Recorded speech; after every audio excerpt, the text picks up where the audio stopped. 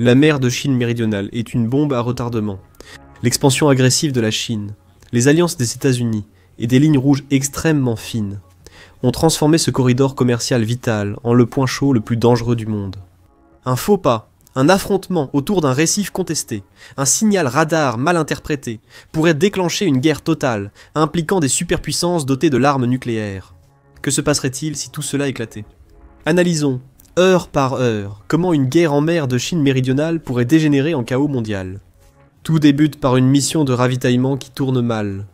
Le premier jour, à 06h30 heure locale, le BRP Teresa Magbanua quitte Palawan avec les ravitaillements mensuels pour les Marines philippins, stationnés à bord du BRP Sierra Madra, un navire de débarquement échoué qui sert de poste avancé dans les îles Spratleys pour la marine philippine.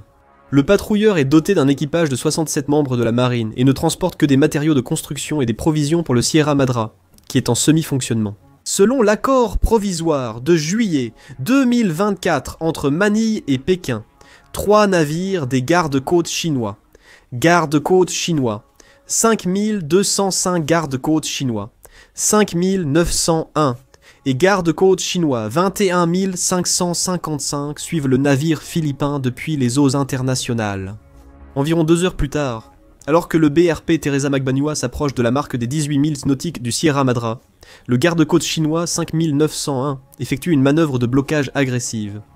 Le 165 mètres s'approche à 15 mètres et menace d'utiliser des canons à eau, une tactique déjà utilisée par la Chine sous prétexte d'éviter les collisions. Malgré cela, le navire philippin poursuit sa route, se mettant sur le chemin du bateau chinois. Les 2 navires devraient être manœuvrés frénétiquement pour éviter la collision, ce qui est plus difficile par gros temps. Ainsi, juste avant 09h00, l'étrave renforcée du garde-côte chinois 5900 frappe le côté bâbord du Teresa Magbanua, éventrant la coque et tuant instantanément 4 marins philippins.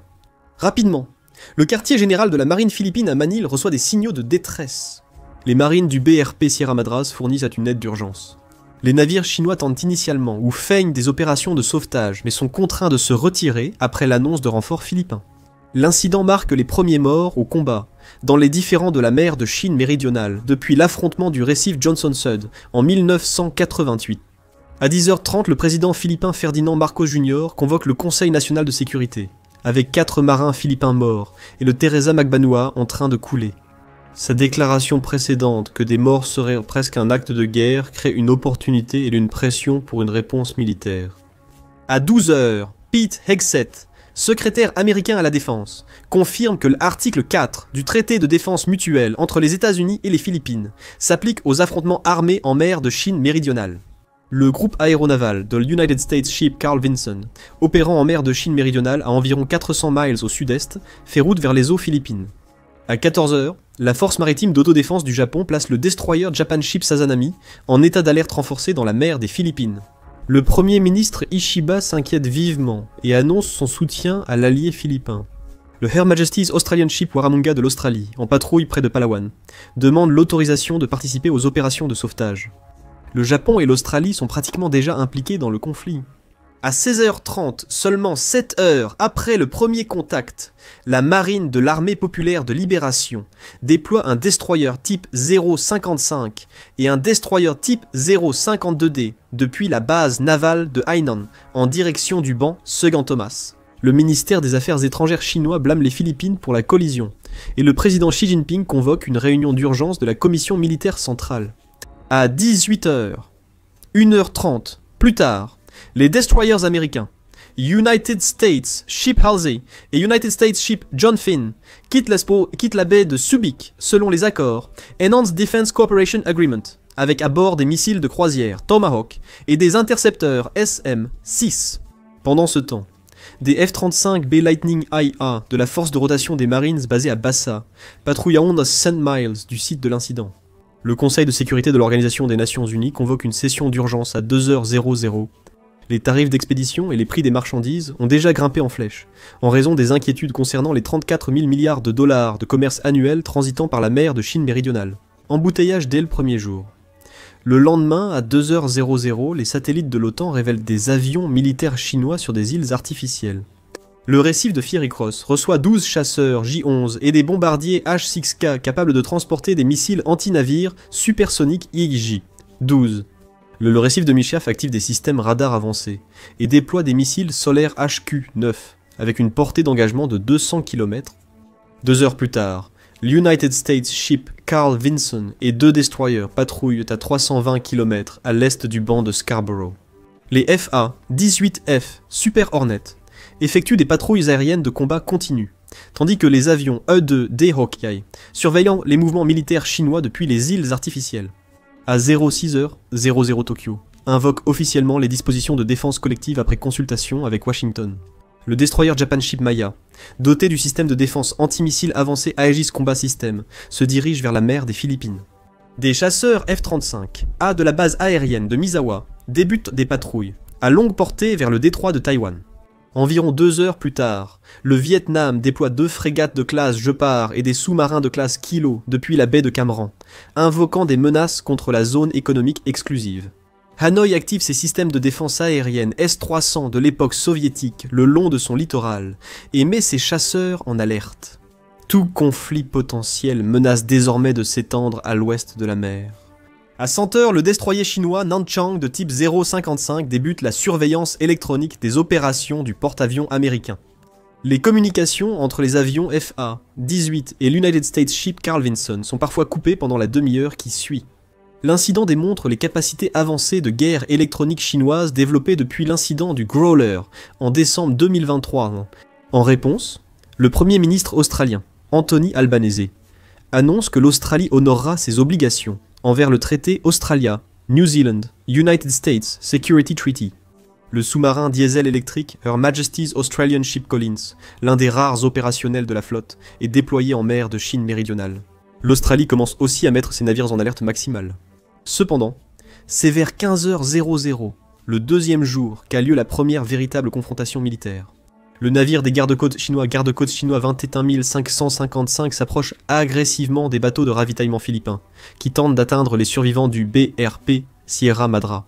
L'United States Ship John Finn intervient, se positionnant entre les navires chinois et philippins. L'affrontement dure 4 heures, tandis que les commandements militaires des deux nations engagent une communication de crise. Simultanément, des chasseurs chinois J-11 de Fiery Cross Reef patrouillent à moins de 80 km des avions embarqués américains. À la fin du deuxième jour, l'indice composite de Shanghai chute et la bourse de Nikkei baisse alors que les investisseurs fuient les actifs à risque. Les prix du pétrole brut, Brent montent, craignant des perturbations d'approvisionnement. Au troisième jour, les ramifications politiques des alliances et accords de défense pourraient mener à un véritable engagement militaire. Les opérations commençaient du côté américain lorsque l'United States Ship Minnesota, un sous-marin d'attaque de classe Virginia opérant depuis Guam, reçoit des données de ciblage sur les formations navales chinoises. Au même moment, le sous-marin nucléaire d'attaque chinois type 093 suit de près le groupe aéronaval américain. Les deux sous-marins maintiennent leur discrétion tout en se surveillant mutuellement, jouant à un dangereux jeu du chat et de la souris. À 03h00, les missiles balistiques tombent aux Chinois Dongfeng, 21D tueurs de porte-avions, installés à Hainan, sont préparés pour le déploiement, menaçant de tirer sur les marines américaines et alliés rassemblés. Pour contrer cela, l'United States Ship Carl Vinson se retire à 800 miles de la Chine pour réduire la précision du ciblage. Mais ce n'est pas la Chine qui fait le premier geste offensif.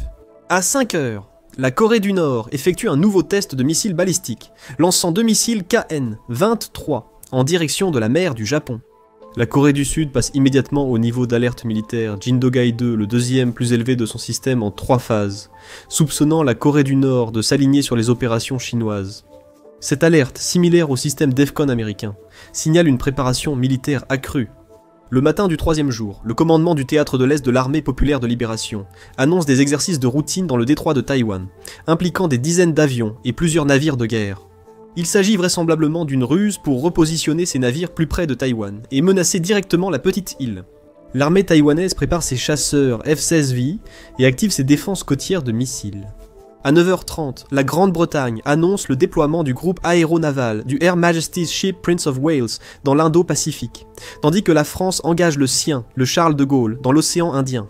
L'implication européenne élargit considérablement la taille potentielle de la coalition, car l'ensemble de l'OTAN est désormais alerté d'une possible guerre mondiale. Le 3e jour, à 11h, Nous assistons au premier tir d'armes, lorsqu'un navire de la milice maritime chinoise éperonne des bateaux de ravitaillement philippins. Des chasseurs FA 50 Golden Eagle de l'armée de l'air philippine arrivent sur les lieux, immédiatement suivis par des intercepteurs J-11 de l'île Woody qui tirent tous des coups de semonce. Au même moment, l'Inde réagit à l'instabilité croissante dans la région. La dépendance du pays au détroit de Malacca le pousse à déployer sa marine dans l'océan Indien et à renforcer Singapour, aux côtés des forces américaines à proximité.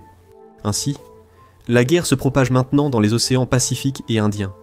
La Chine lance ses premières opérations offensives directes à 14 h, avec d'énormes cyberattaques visant l'infrastructure des télécommunications des Philippines, provoquant une interruption nationale d'Internet. 2 heures après, l'armée populaire de libération prépare des missiles anti-navires Ayajaji 21 sur des bombardiers H-6K et des missiles à portée intermédiaire Dongfang 27 détectés par les systèmes d'alerte satellitaires américains. Il est quasiment impossible de contrer ces armes par des moyens conventionnels lorsqu'elles atteignent Mach 10 simultanément. Des chasseurs Su-35 chinois verrouillent accidentellement le destroyer japonais. Lors d'une patrouille près de Taïwan, le Japon a dû activer des contre-mesures électroniques. Des F-35 américains ont été déployés depuis l'United States Ship Carl Vinson, arrivant en quelques minutes et forçant la Chine à se retirer ou à s'engager pleinement en lançant des missiles air-sol avant de se retirer. À 19 h, le commandement stratégique américain est forcé de passer au niveau DEFCON 2, préparant les forces américaines à un conflit inéluctable. Alors que les forces nucléaires chinoises montrent une activité accrue, les sous-marins nucléaires et à missiles balistiques américains sont déployés dans le Pacifique, tandis que les nouveaux missiles balistiques intercontinentaux, Dongfang 41 de la Chine, sont constamment surveillés pour détecter tout signe de lancement. À 23 h 15 le troisième jour, un destroyer chinois type 055 tire des coups de semonce sur une frégate vietnamienne opérant près des îles Paracel. Le Vietnam réagit en illuminant les navires chinois, avec son radar de conduite de tir et en activant ses batteries côtières de missiles anti-navires. Les hostilités navales débutent, les deux camps échangeant des tirs sans se toucher, vraisemblablement pour éviter un conflit généralisé. Après 72 heures, la crise entraîne au moins 4 morts confirmés, environ 2 douzaines de blessés et des pertes de plusieurs milliers de milliards sur les marchés mondiaux. Les taux d'assurance maritime et les prix du pétrole grimpent en flèche suite à la fermeture des routes maritimes principales. La fermeture provisoire des grands ports de Singapour, Hong Kong et Shanghai perturbe l'approvisionnement, affectant la production manufacturière mondiale. Après quelques coups de feu, le 4e jour à 2 h du matin, le président Xi Jinping autorise l'invasion de Taïwan, planifiée depuis longtemps. Le commandement du théâtre oriental de l'armée populaire de libération lance la plus grande opération amphibie depuis le jour J, avec plus de 100 navires de la marine et 400 avions d'attaque simultanément. Le timing profite de la position du porte-avions américain à 800 miles au sud de la Chine, le forçant à naviguer vers le détroit de Taïwan pendant presque toute la journée. Les missiles anti-navires Hsiung Feng 3 taïwanais détruisent de nombreuses péniches de débarquement chinoises lors de la première vague, mais font face à un ennemi en surnombre. Des combats aériens massifs opposent les semi-taïwanais et les J-20 chinois au-dessus du détroit de Taïwan, ces derniers obtenant temporairement la supériorité aérienne. Taïwan met immédiatement en place ses défenses de hérisson, coupant l'accès à ses principaux ports depuis la mer, et déployant des mines marines pour empêcher de nouvelles incursions sur l'île. Les États-Unis sont confrontés à un choix impossible. Ils peuvent abandonner leur position aux Philippines pour défendre Taïwan ou combattre sur 2 fronts, avec des forces insuffisantes, la plupart de ces navires étant encore en route. Le groupe de frappe 1 en mer de Chine méridionale met finalement le cap sur Taïwan, tandis que les États-Unis déclarent effectivement la guerre à la Chine à 4 h du matin. Tokyo invoque ses opérations d'autodéfense, alors que des missiles chinois sont lancés sur les bases américaines au Japon, la deuxième plus grande concentration de forces américaines à l'étranger, après l'Allemagne.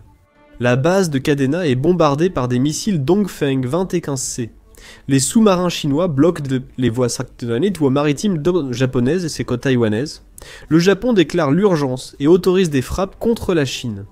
À 8 h, des sous-marins nucléaires chinois apparaissent sur les radars en mer des Philippines et à Taïwan. Dans le détroit, le commandement stratégique américain passe au DEFCON 1 et les forces nucléaires russes augmentent leur niveau d'alerte en réponse. La situation atteint des seuils d'escalade nucléaire jamais vus depuis la crise des missiles de Cuba. Les consultations de l'OTAN n'invoquent pas l'article 5, qui s'applique aux attaques contre le territoire d'un membre en Europe ou dans l'Atlantique Nord, au nord du tropique du Cancer.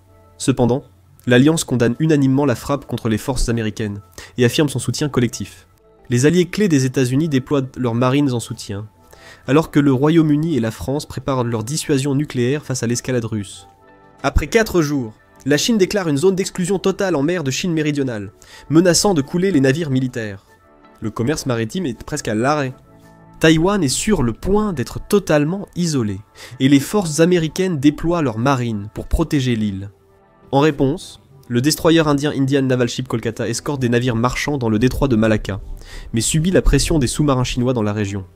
Un sous-marin nucléaire de type 093B lance des torpilles sur la frégate indienne Indian Naval Ship Trikand, tuant 325 marins. L'Inde déclare la guerre à la Chine, et l'alliance économique des Brésil, Russie, Inde, Chine, Afrique du Sud est en ruine, les deux côtés du détroit de Malacca étant désormais confrontés à une guerre navale imminente. Le transport maritime mondial s'effondre et les prix du pétrole fluctuent, alors que les principaux importateurs et exportateurs de pétrole et de gaz sont en conflit. Les bourses de Tokyo, Londres et New York suspendent complètement les échanges alors que les ventes paniques submergent les systèmes. Le 4e soir, la Russie annonce qu'elle rejoint la Chine en fournissant renseignements et soutien militaire direct. La flotte russe du Pacifique encercle le Japon, alors que des bombardiers Tu-95 sondent l'espace aérien de l'Alaska, menaçant les défenses américaines et obligeant les États-Unis à se battre sur plusieurs fronts. À minuit, entre le 4e et le 5e jour, l'Australie déploie la majorité de ses forces militaires opérationnelles dans la région, y compris 6 sous-marins de classe Collins, 3 destroyers de classe Hobart et 24 chasseurs FA-18F. La Corée du Nord lance de plus en plus de missiles balistiques vers le Japon et la Corée du Sud, déclarant ouvertement son implication comme un acte de solidarité contre l'oppression occidentale. La Corée du Sud renforce sa défense antimissile et considère des frappes préventives sur les sites de lancement nord-coréens. Le 5e jour marque une nouvelle crise manufacturière et économique. Le transport maritime mondial de conteneurs est perturbé et Taïwan est assiégé, entraînant l'arrêt des exportations des installations taïwanaises de fabrication de semi-conducteurs. Les magnates de la technologie comme Apple, Samsung et Tesla suspendent leur production mondiale alors que les chaînes d'approvisionnement s'effondrent. Un sommet d'urgence du G7 se tient virtuellement. La Chine commence à exercer des pressions sur d'autres pays côtiers de la mer de Chine méridionale, comme le Brunei et l'Indonésie. Parallèlement, les partenaires de l'initiative chinoise, la Ceinture et la Route sont pressés de prendre position. Djibouti interdit l'accès de son port aux forces américaines, alors que le Pakistan réfléchit à offrir une base de sous-marins nucléaires à la Chine. Les nations africaines ayant des dettes envers la Chine subissent des pressions économiques pour soutenir la position de Pékin. Le 6e jour au matin, la Grande-Bretagne, les États-Unis et l'Australie lancent des frappes coordonnées de missiles Tomahawk sur les îles artificielles chinoises. Les installations militaires chinoises subissent d'importants dégâts, mais les lanceurs de missiles mobiles chinois survivent. Le sous-marin nucléaire Her Majesty's Ship Astute coule le destroyer chinois Kunming avec des torpilles Spearfish. Le groupe aéronaval chinois du Liaoning était positionné dans l'océan Indien, menaçant les routes maritimes du Moyen-Orient. La marine indienne déploie des missiles BrahMos depuis les îles Andaman en réaction. L'étendue géographique du conflit couvre désormais plus de 6000 miles d'océan. Les satellites Global Positioning System américains sont ciblés par les armes anti-satellites chinoises, dégradant la précision des munitions guidées à l'échelle mondiale. Les États-Unis ripostent en brouillant le système de navigation chinois Baidu. Les deux pays sont pleinement engagés dans la cyberguerre pour se dissuader mutuellement de lancer des attaques balistiques et nucléaires conventionnelles. La force spatiale américaine surveille activement l'espace aérien chinois pour détecter le déploiement de missiles orbitaux, une technologie lancée en 2021. Dès la 2e semaine, la Chine commence à utiliser sans distinction ses armes à longue portée pour frapper les forces alliées, les missiles hypersoniques Dongfang 27 touchant la base aérienne d'Anderson à Guam, détruisant 8 bombardiers B-52 et tuant 34 aviateurs. Une grande partie de son armement est rendue inefficace par les programmes de cyberguerre en cours. Les États-Unis répliquent en ciblant les installations de production de missiles chinoises dans la province du Hubei, mais avec un succès limité, car la Chine était déjà entièrement armée. Les cyberattaques coordonnées culminent en frappant les opérations civiles et les installations industrielles. Les réseaux électriques de Taïwan, du Japon et des Philippines subissent des pannes. Des hackers américains ciblent les systèmes de contrôle du barrage des Trois Gorges en Chine. L'infrastructure internet mondiale se dégrade alors que la Chine commence à couper les câbles sous-marins. À ce moment-là, tous les pays dotés de l'arme nucléaire ont placé leurs armes en état d'alerte maximale et attendent qu'un acteur fasse un geste pour plonger la guerre dans un conflit nucléaire. La 2e semaine se termine par un conflit militaire mondial et une crise économique mondiale qui frappe les pays en développement. Pour éviter d'utiliser des armes nucléaires, la Chine lance des frappes de missiles sur la Méditerranée dans le but de couper la marine de l'OTAN de l'accès au canal de Suez et de renforcer les positions de l'Inde. Les attaques contre la base Royal Air Force Akrotiri à Chypre déclenchent l'article 5 de l'OTAN pour la première fois depuis le 11 septembre, l'OTAN déclarant la guerre à la Chine. Le nouveau financement militaire de l'Allemagne est dédié au soutien logistique et économique du Royaume-Uni, de la France, des États-Unis et des pays frontaliers de la Russie. À la suite de la Chine, la Russie militarise la frontière de 1600 miles entre elle-même et l'OTAN. Au Moyen-Orient, l'Iran saisit l'occasion d'attaquer les puits de pétrole et les raffineries d'Arabie Saoudite. Le trafic maritime dans le golfe Persique est interrompu, entraînant une flambée des prix du pétrole. L'Afrique et l'Amérique du Sud sont prises entre deux feux. Le Brésil, allié des États-Unis et membre des Brésil, Russie, Inde, Chine, Afrique du Sud, est menacé par la Chine. Les pays africains en développement subissent la pression des opérations secrètes chinoises, alors que des mines vitales en Afrique centrale sont détruites, tuant des centaines de travailleurs. Lors de la 3e semaine, la guerre navale à longue portée en mer de Chine méridionale culmine, Taïwan étant complètement bloqué. Les États-Unis ont déployé toute leur marine et tous les alliés lancent leurs navires en soutien. À ce stade, la guerre a probablement fait des milliers de morts et blessés, alors que les installations militaires et industrielles sont bombardées sans retenue. Toutefois, les armes de précision pourraient céder la place à une guerre d'usure, faisant grimper exponentiellement le nombre de morts, atteignant les niveaux observés lors de la 2e année du conflit en Ukraine. Après 4 semaines, la guerre de la mer de Chine méridionale a clairement 2 issues possibles. Les forces américaines et alliées pourraient obtenir un avantage opérationnel grâce à des tactiques de supériorité aérienne établies depuis longtemps. Sinon, la guerre s'étend bien au-delà de la région, et la 3e guerre mondiale commence. La Russie, toujours affectée par la guerre en Ukraine, est forcée de se retirer face aux forces de l'OTAN. Dans un acte de désespoir, le président Vladimir Poutine lance des armes nucléaires contre les États-Unis, entraînant une riposte nucléaire des États-Unis, de la Grande-Bretagne et de la France. Israël, le Pakistan et l'Iran déploient leurs arsenaux nucléaires. Des estimations suggèrent que lors d'une guerre nucléaire dans l'hémisphère nord, les pertes à long terme dépasseraient 5 milliards de personnes, soit plus de la moitié de la population mondiale.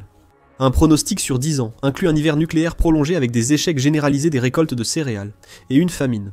Si la Chine frappe également l'Australie avec des armes nucléaires, l'Afrique et l'Amérique du Sud sont les 2 seuls continents qui pourraient avoir une chance de survivre. Cependant, un effondrement économique les ramène au statut de pays sous-développés. Il est toutefois possible que le monde évite une crise nucléaire si la Russie se retire. La Chine, encerclée et largement dépassée par l'armement de l'OTAN, sans grands alliés militaires, doit aborder les pourparlers de paix en position de faiblesse. Les 2 camps instaurent un cessez-le-feu limité. Plus la guerre hypothétique avance, moins les prédictions sont précises. Cela provient du manque d'informations vérifiées sur les systèmes de défense nationale, chaque pays cherchant à protéger ses secrets militaires. Prédire l'issue de la guerre de la mer de Chine méridionale au-delà des premiers jours est donc futile sans une analyse élargie au maximum.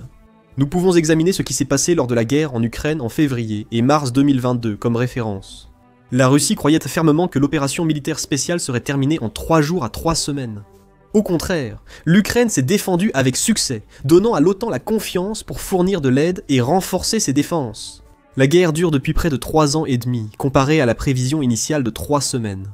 Un conflit en mer de Chine méridionale est tout aussi incertain qu'une guerre.